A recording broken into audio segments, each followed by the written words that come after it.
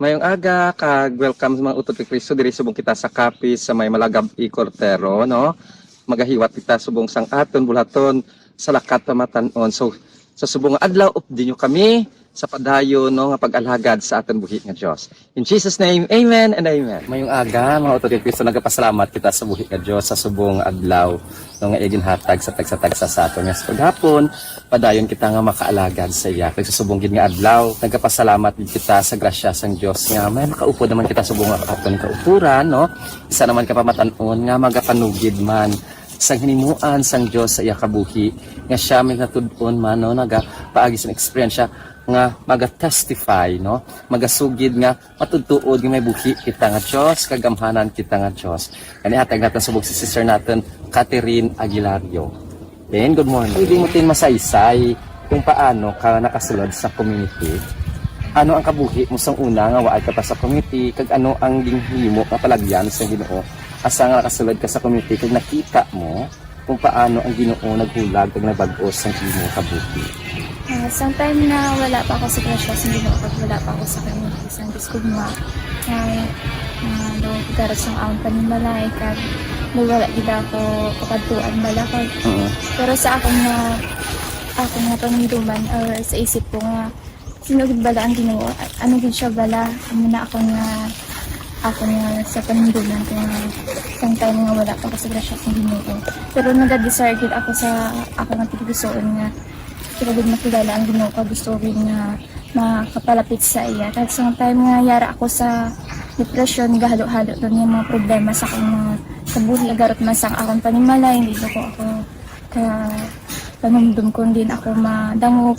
Kasi sa time nga to yara din bila ako baro sa depression nga, tinatawag na daw ginahibi ko doon tanan, napakutlo ako sa kay Lord nga. Anong bugod ako kanahan, nagapangayo Lord ka, nakaging naman ko Lord ka sa tao nga. Ipadala nyo na sa ko na ang tao nga makabuling na makapalapit kanimo. Surrender ko sa iya that time, kag yara naging pagwa ko tanan.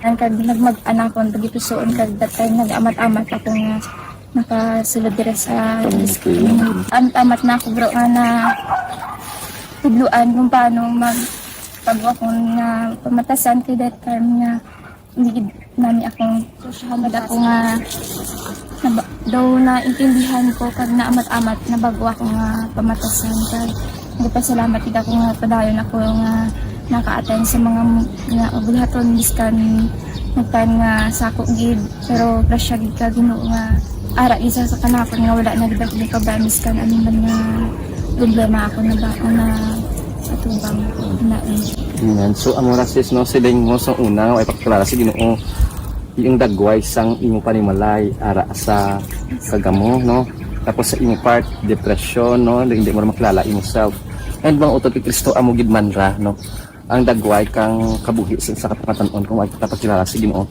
pero mo na siling mo nagapasalamat ka sa Dios nga kung kita gali no nagapangamuyo kag nagapanawag sa ginapadalan kita anghel so sa time mo itong nakasulod ka sa community dito mo na-experience yan kag hilway ka ni Jesus so mga pila ka nakatuig sis sa my community 3 years ran so dako ra nga butang nga makapadayon kita so luwas sa experience mo personal nga nakita mo nga buhi ang Ginoo sa imo panimalay luwas sa imo depression no nakita mo ang purpose sa imo kabuhi sa subong nga tinion as you journey sa youth ministry sa komunidad sang Diyos Tugma, ano nga butang subong ang padayon nga naga-inspired sa imo nga magpadayon no kay sometimes no hindi manigar even we experience ano wala damo kita na experiencean nga kaayos ang Ginoo may milagro but sometimes nagakaluya aton pagtuo kag sometimes amurang halinan sa hindi kita kapadayon pero sa imo ano pa ang mga butang nga nag-inspired sa imo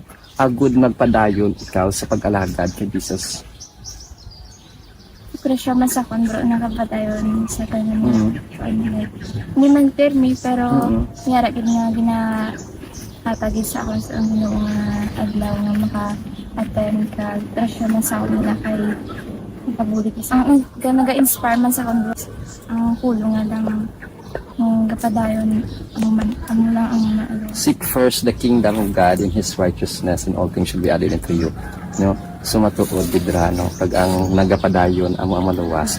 So dako nga buta nga amura may ginhuptan kita nga pulong sa aton pagdipusoon. So sa iyong pag-alagad kag amura nga pulong ang ginakaptan mo no nga padayon. Sa iyong padayon nga pag-upod sa Ginoo ano ang resulta pag nga nakita mo. Biyan nga kuna ti syempre kauna aton gusto nga nagkalapit sa Ginoo.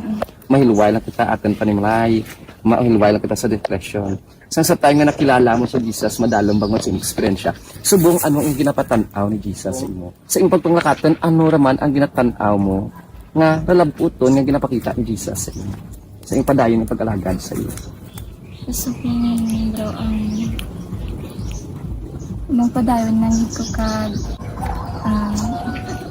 kagyara lang sa nag-aubay sa ako Okay, so salamat kita. So ano imo mensahe sa pareho natin nga pamatan-on bala nga nakaagi man kagamusang panimalay no damo para ligban sa kabuhi bilang pamatan-on kag nag-agi sa depresyon. Ano imo mensahe sa atin mga kauturan? Ang akon nang mahambal sa inyo ng mga kauturan na kung yara ka mo sa akong sitwasyon, kung ano man ang problema sa inyo nga kabuhi, magdangop na mo sa Ginoo kay balaan nyo nga yara lang gisa sa inyo kag nagahulat lang gisa sa inyo nga magpangamuyo lang sa daw nga tanan kag hindi ka magdulaan paglaom sa tanan nga ng challenge sa imong kabuhi kay yara lang ang Ginoo nagaubod sa imo kag hindi niya ka pagpabayaan.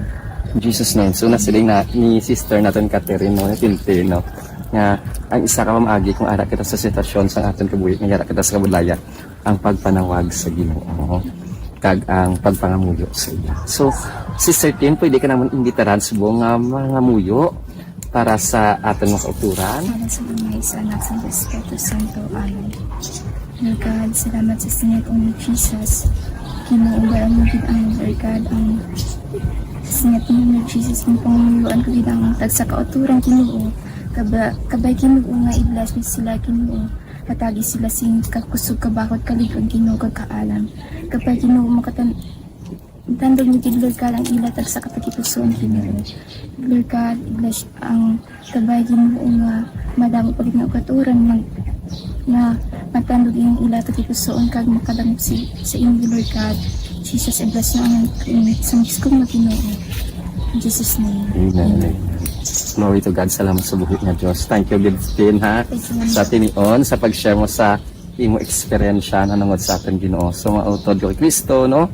Amo tong mensahe ni sister, no? Sa iya experience sa kabuhi, hindi madulaan sa paglao. Magpalapit sa Diyos, kag mga muyo, kayang aton Ginoo sa aton pagpangamuyo.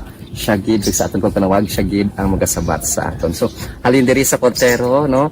Kapis, nagabalik kita sa tanan nga dungog himaya nagpasalamat sa aton buhi nga Dios kag ini para sa lakat pamatan-on ni Sibilon si Sir Tintin upod naton aton di makauturan no napadayon nagasaling ang Dios gugma nagapuyo ka nagapangkikot sa aton. God bless us all.